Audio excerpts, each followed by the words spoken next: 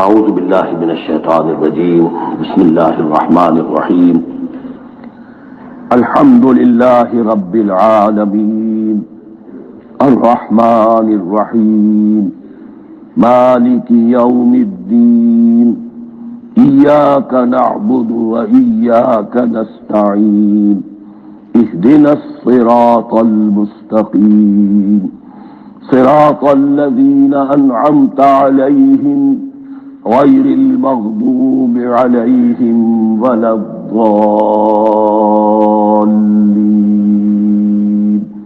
آمین جناب اللهم ربنا یسر لنا امورنا كلها واتمم لنا بالخير وتقبل منا فإنك خير المتقبلين آمین یا رب العالمین۔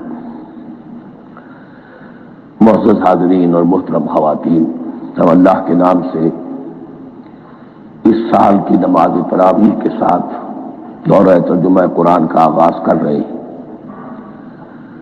اس سے پہلے میں عرض کر چکا ہوں کہ اب میری عمر بھی کافی ہو چکی ہے، قمری حساب سے 68 برس مکمل ہو چکے ہیں، اور مختلف قسم کے عوارض بھی مجھے لاحق ہیں، اور بہت سے احباب نے اور رفقاء نے مشورہ دیا تھا کہ میں اتنا بڑا بوجھ اپنے ذمے نہ لوں، لیکن میں نے خالصتاً توکلاً علی اللہ اس کی ہمت کی، اس کا ارادہ کیا، اس کے لیے اہتمام بھی خصوصاً ہوا ہے۔ مجھے اندازہ ہے کہ اب میرے خیالات کی جو رو ہے وہ اب اتنی تیز نہیں ہے جتنی کبھی ہوا کرتی تھی۔ کراس ریفرنسز بھی جو ہے قرآن حکیم کے وہ اتنے مستحضر نہیں ہیں جتنے کبھی ہوتے تھے، بلکہ واقعہ یہ ہے کہ میری زبان بھی بعض اوقات لڑکھڑاتی ہے، اس لیے کہ مجھے جو ادویات استعمال کرنی پڑتی ہیں ان کا اعصاب پر بھی اثر ہوتا ہے، اور جو ہمارے اعضائے رئیسہ ہیں ان پر بھی اثر ہوتا ہے۔ بہرحال ان سب کے علی الرغم اللہ کا نام لے کر آغاز کر رہے ہیں۔ میری انتہائی نگارش یہی ہے، تیرے نام سے ابتدا کر رہا ہوں۔ ابھی میں نے سورہ فاتحہ کی تلاوت کی اور آپ کو سماعت فرمائی۔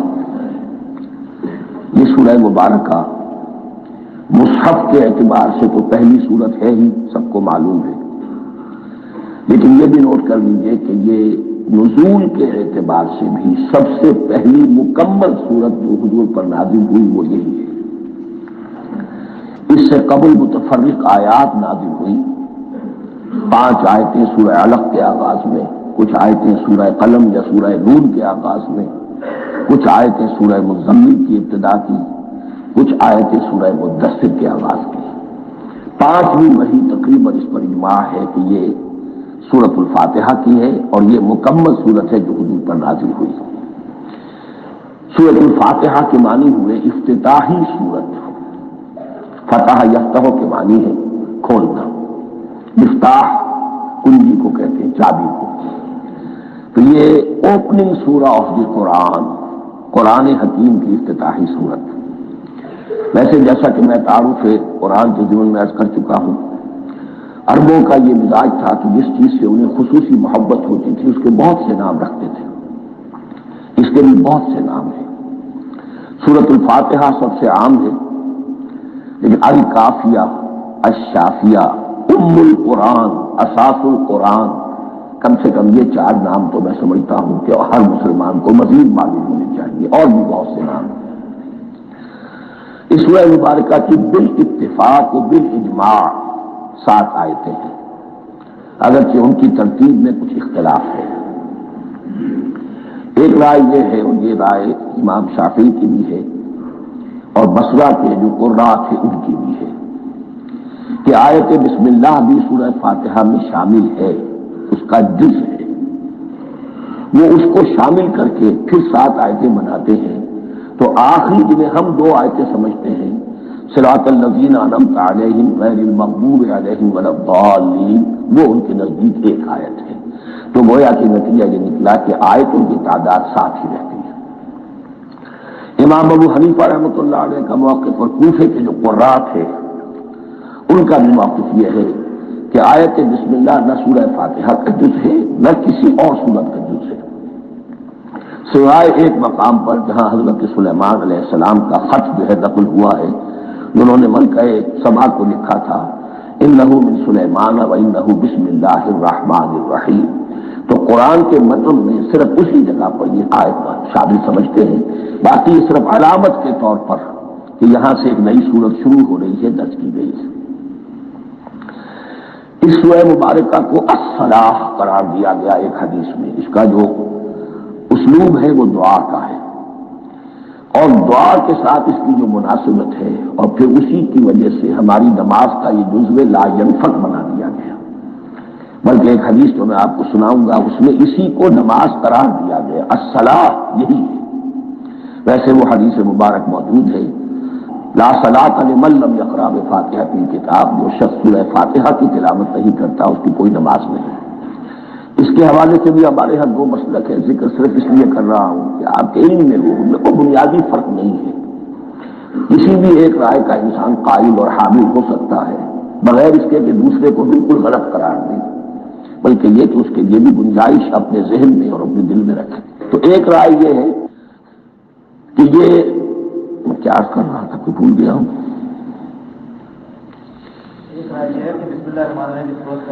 جی، اور دوسری آیت یہ ہے کہ اس کا حصہ نہیں ہے، اسی اعتبار سے یہ کہ یہ سورہ مبارکہ نماز میں پڑھی جانی ضروری ہے، لا صلاۃ لمن لم یقرأ بفاتحۃ الکتاب۔ البتہ یہ اختلاف ہے، یہ بات جو میں ذکر کر رہا تھا جو دیر سے نکل گئی، کہ آیا مقتدی جو ہے امام کے پیچھے کھڑا ہو کر جب نماز پڑھ رہا ہو تو کیا اس صورت میں بھی اس کے لیے لازم ہے کہ سورہ فاتحہ پڑھے؟ اس میں دو رائے ہو گئی، بلکہ تین۔ ایک رائے انتہائی ہے اور وہ فقہ حنفی کی طرف منسوب ہے کہ اگر آپ امام کے پیچھے مقتدی کی حیثیت سے نماز پڑھ رہے تو کسی بھی رکعت میں آپ سورہ فاتحہ نہیں پڑھیں گے۔ ایک دوسری بالکل برعکس رائے ہے، وہ امام شافعی رحمۃ اللہ علیہ کی ہے کہ ہر حالت میں چاہے امام جہری رکعت پڑھا رہا ہو جس میں وہ بلند آواز سے سورہ فاتحہ پڑھ رہا ہو، اور چاہے وہ سری رکعت ہو، ہر حالت میں مقتدی کو بھی پڑھنی ہے۔ ایک تیسری رائے بین ہے، وہ امام مالک کی ہے رحمۃ اللہ علیہ، کہ جو سری رکعت ہے جس میں کہ امام بھی خاموشی سے پڑھ رہا ہے مقتدیوں کو بھی پڑھنی چاہیے، جو جہری رکعت ہے جس میں کہ امام بلند آواز سے پڑھ رہا ہے اس میں مقتدیوں کو خاموش رہ کر پوری توجہ جو ہے سننے پر صرف کر دینی چاہیے۔ اذا قرئ القرآن فاستمعوا له وانصتوا، جب قرآن پڑھا جا رہا ہو تو پوری توجہ اس کے پڑھنے پر مرکوز کر دو اور خود خاموش رہو۔ میرے اپنی رائے میں یہ تیسری رائے سب سے زیادہ صائب ہے، اور اس میں کسی طرح کی بھی کوئی پیچیدگی پیدا نہیں ہوتی۔ بہرحال اس سورہ مبارکہ کا جو اسلوب ہے میں نے عرض کیا دعائیہ ہے، البتہ قرآن مجید کے علم اور حکمت کے اعتبار سے، اس کے فلسفے کے اعتبار سے ایک بات سمجھ لینی چاہیے۔ قرآن کا فلسفہ یہ ہے کہ بنیادی ہدایت ہر انسان کے دل میں موجود ہے، بالقوہ، پوٹینشلی۔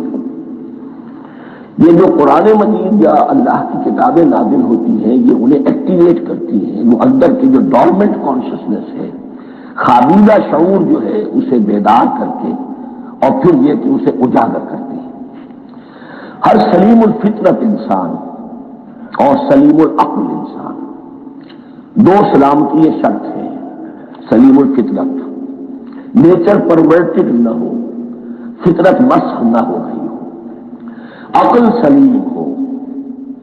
ان دونوں چیزوں کا نتیجہ یہ نکلتا ہے کہ وہ انسان از خود، بغیر کسی وحی کی رہنمائی کے، بغیر کسی نبی کی تعلیم کے سے استفادہ کیے ہوئے از خود بھی کچھ حقائق تک پہنچ جاتا ہے۔ اور وہ حقائق کیا ہے؟ نمبر ایک یہ کہ اس کائنات کا ایک خالق ہے، وہ ایک ہے، اور وہ تمام صفات کمال سے متصف ہے۔ نمبر دو یہ کہ انسان کی زندگی صرف یہ زندگی نہیں ہے، بلکہ ایک اور زندگی ہے کہ جس میں اس زندگی کے اعمال کے نتائج برآمد ہوں گے۔ یہ دو باتیں، اس کی زیادہ وضاحت کے ساتھ جو ہے اس کا تذکرہ آئے گا سورہ لقمان میں، جہاں حضرت لقمان کی شخصیت کا تذکرہ ہے، لیکن یہاں صرف یہ بات سمجھ لیجیے کہ قرآن کا فلسفہ یہ ہے کہ ہر انسان میں، ہر فرد نوع بشر میں جو اپنی ولادت کے وقت مسلم ہوتا ہے، حضور کی حدیث ہے کل مولود یولد علی الفطرہ ابواہ یحودانہ او ینصرانہ او یمجسانہ، ہر بچہ نوع انسانی کا فطرت اسلام پر پیدا ہوتا ہے، وہ فطرت کے اندر وہ ہدایت ودیت ہے۔ اب اگر وہ فطرت بس نہیں ہوئی اور عقل جو ہے وہ صحیح رخ پر کام کر رہی ہے تو ان دو حقائق تک وہ انسان خود پہنچ جائے گا، لیکن ان دونوں حقائق تک پہنچنے کے بعد اب وہ دست بستہ دعا کرے گا کہ اے رب اب مزید ہدایت تو مجھے عطا فرما، اس لیے کہ میں کیا کروں کیا نہ کروں، میری عقل اس میں ٹھوکر کھا سکتی ہے، میں کسی اچھی چیز کو بری سمجھ سکتا ہوں، کسی بری کو اچھی سمجھ سکتا ہوں، تو مجھے صحیح راستہ، صحیح راہ ہدایت پر چلا۔ یہ دعا ہے جو انسان کرتا ہے جبکہ وہ ایمان باللہ اور ایمان بالآخرہ تک خود پہنچ چکا ہوتا ہے، اور یہ سمجھتا ہے کہ صحیح زندگی کا رخ یہی ہے کہ جس رب کو میں نے پہچانا ہے کہ وہ اس کائنات کا خالق ہے اور مالک ہے اور رب ہے، میں اس کی بندگی کروں، اس کی اطاعت کروں، اس کا حکم مانوں، اس کے راستے پر چلوں، لیکن وہ راستہ کون سا ہے؟ اس کے لیے پھر دست بدعا ہوتا ہے کہ پروردگار تو میری رہنمائی فرما۔ یہ مقام ہے کہ جہاں آپ سمجھ لیجئے اپنے آپ کو بھی آج اس جگہ پر تصور کرتے ہوئے پھر اس سورہ مبارکہ کو پڑھیے کہ آپ اس مقام پر اللہ کے فضل و کرم سے پہنچ چکے ہیں کہ اللہ کو آپ نے پہچان لیا اور اس کی توحید کو جان لیا، اس کی جملہ صفات کمال سے آپ واقف ہو گئے ہیں، آپ بھی وہ جان گئے کہ بڑھ کر اس کے حضور میں حاضر ہونا ہے اور وہ حساب کتاب لے گا۔ پھر آپ نے یہ عہد بھی کر لیا کہ اب زندگی گزارنی ہے اس رب کی بندگی میں، اسی کی فرما برداری میں۔ اب یہاں کھڑے ہو کر آپ پوچھتے ہیں کہ اللہ مجھے وہ تفصیلی ہدایت عطا فرما، ایسا نہ ہو کہ کبھی میں کسی راستے پر چلتا ہوا کسی پگڈنڈی پر مڑ جاؤں اور وہ تھوڑی سی جو ڈیویشن ہو میرے راستے کی وہ میری عاقبت کو برباد کر دے۔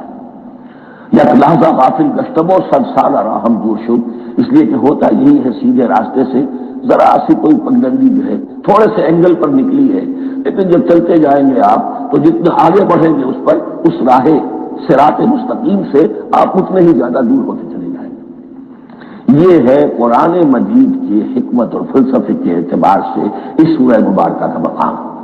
اب آئیے ہم بسم اللہ کرتے ہیں۔ بسم اللہ الرحمن الرحیم، شروع کرتا ہوں میں اللہ کے نام سے جو رحمان اور رحیم ہے۔ اس پر کچھ گفتگو ہو چکی ہے تعارف قرآن کے ضمن میں کہ رحمان اور رحیم دو نام ہیں کہ جو رحمت کے مادے سے نکلتے ہیں۔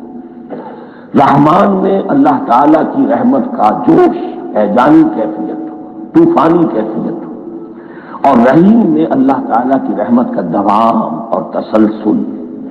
یہ دونوں کیفیات اللہ کی رحمت میں بیک وقت موجود ہیں، جس کا ہم تصور نہیں کر سکتے۔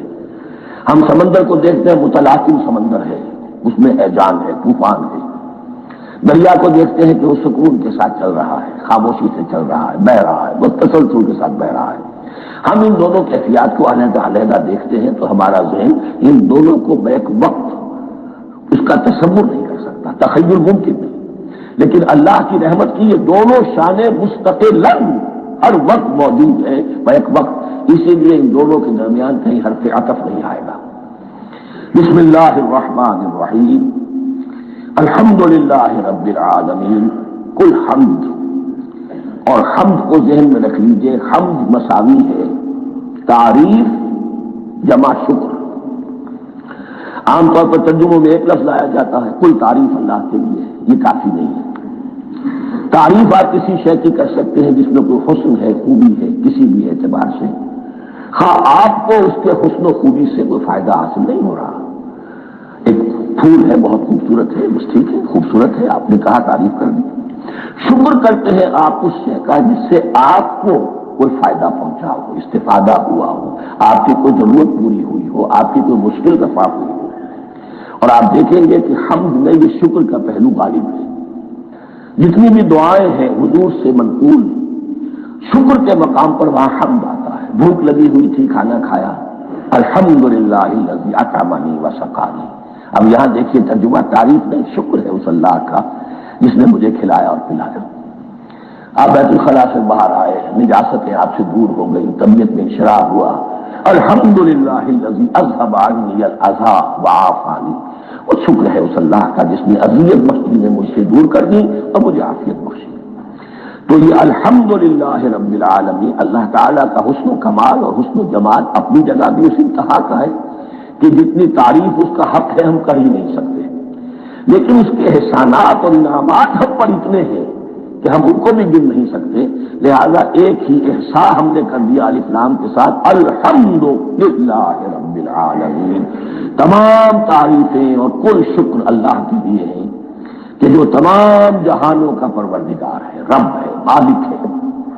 رب میں ایک مفہوم ہوتا ہے ربوبیت کا، اور اس میں مفہوم شامل ہوتا ہے تربیت کا، ربیانی صغیرہ، تو مالک ہونا اور تربیت دینا۔ آپ جس شے کے مالک ہوں گے آپ چاہیں گے اس میں بڑھوتری ہو، اس میں اضافہ ہو، نشو و نما پائے، تو یہ دونوں چیزیں آپس میں ایک دوسرے کا جڑی ہوئی ہیں، پروردگار بھی اور مالک بھی۔ عام طور پر عربی میں رب کا لفظ مالک کے لیے آتا ہے، رب البیت، رب الدار، رب المال، تو معلوم وہاں پر ظاہر بات ہے کہ اس سے مراد کیا ہے، مال والا، گھر والا، گھر کا مالک۔ تو کل شکر اور کل تعریف اس اللہ کے لیے ہے جو تمام جہانوں کا مالک بھی ہے اور پروردگار بھی ہے۔ الرحمن الرحیم، رحمان ہے اور رحیم ہے۔ اب دوبارہ اس کی میں وضاحت نہیں کروں گا۔ مالک یوم الدین، یوم دین کا مختار مطلق ہے۔ دین عربی زبان میں کہتے ہیں بدلے کو، دناہم کما دانو، کما تدینو تو دانو، یہ کہاوت ہے۔ جیسے اردو میں ہم کہتے ہیں جیسا کرو گے ویسا بھرو گے، کما تدینو تو دانو، تو یہ ہے بدلہ، اس کا بنیادی مفہوم جو ہے وہ بدلہ ہے۔ تو بدلے کا ایک دن ہے جس دن فیصلہ ہوگا کہ کون کیا کما کر لایا ہے، اسے کیا بدلہ ملنا چاہیے۔ آیا اس کا برائیوں کا پلڑا بھاری ہے کہ اسے سزا ملنی چاہیے، یا اس کی حسنات اور نیکیوں کا پلڑا بھاری ہے کہ اسے جزا ملنی چاہیے، اس کا انعام اور اکرام کے ساتھ معاملہ کیا جانا چاہیے۔ وہ ایک دن ہے، اسے ہم یوم القیامہ کہتے ہیں۔ اور لیکن اصل بات جو یہاں کہی گئی، یعنی ایک جملے میں تین باتوں کا اعتراف ہو رہا ہے۔ بعث بعد الموت، ایک دن آئے گا کہ ہم مرنے کے بعد تمام انسان اٹھا لیے جائیں گے، پھر حساب و کتاب، پھر اللہ کے ہاں حاضری ہوگی اور حساب کتاب ہوگا۔ اور تیسرے یہ کہ اس حساب کتاب کے دن کا مختار مطلق اللہ ہے، یعنی کسی اور کو اپنے ذہن میں سہارا بنا کر آپ زندگی گزاریں کہ وہ مجھے چھڑا لے گا، یا وہ ہستی جو ہے اتنی زوردار ہے کہ وہ مجھے بچا لے گی، اس سے اپنے دل کو، اپنے ذہن کو بالکل پاک کر لیجیے۔ مالک یوم الدین، ایک دوسری جگہ پر قرآن میں آیا ہے، اس روز کوئی پکارنے والا پکارے گا، لمن الملک اليوم للہ الواحد القہار، آج کے دن کس کا اختیار مطلق ہے؟ اور پھر کہا جائے گا اللہ کے لیے، الواحد قہار، جو پوری طرح چھایا ہوا ہے، بس تولی ہے۔ تو مالک یوم الدین، جو جزا و سزا کے دن کا مالک ہے۔ اب یہاں سے کلام ایک رخ بدل رہا ہے۔ ابھی تک تو یہ غائبانہ انداز میں کلام ہو رہا ہے، اللہ سے خطاب نہیں آیا اس میں ابھی۔ الحمدللہ رب العالمین الرحمن الرحیم مالک یوم الدین، اب خطاب ایاک نعبد و ایاک نستعین، ہم صرف تیری ہی بندگی کرتے ہیں اور کریں گے، اور ہم صرف تجھ ہی سے مدد مانگتے ہیں اور مانگیں گے۔